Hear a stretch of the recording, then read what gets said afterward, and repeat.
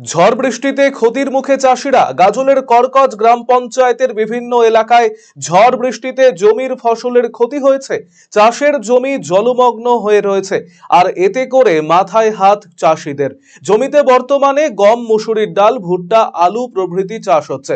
জমি থেকে জল বের করার উপায় না থাকায় আর্থিক ক্ষতির মুখে পড়েছেন চাষিরা। গাজলের করকজ গ্রাম পঞ্চায়েতের বিস্তীর্ণ এলাকায় একই অবস্থা। চাষিরা জানিয়েছেন, অনেকেই ঋণ নিয়ে জমিতে ফসল লাগিয়েছেন দু পয়সা লাভের আশায়। এখন যা পরিস্থিতি, তাতে লাভ তো দূরস্থ, এখন ফসল আদেও ঠিকঠাক ঘরে তোলা যাবে কিনা তা নিয়ে সংশয় তারা।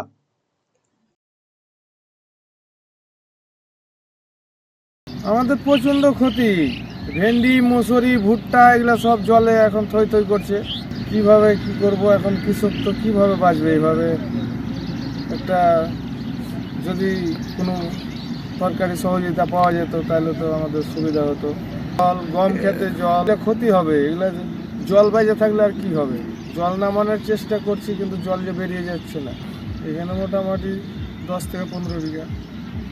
আপনি কি দীর্ঘদিন থেকে পেটের বিভিন্ন সমস্যায় ভুগছেন, গ্যাসের সমস্যায় ভুগছেন? তাহলে আপনার জন্য সুখবর।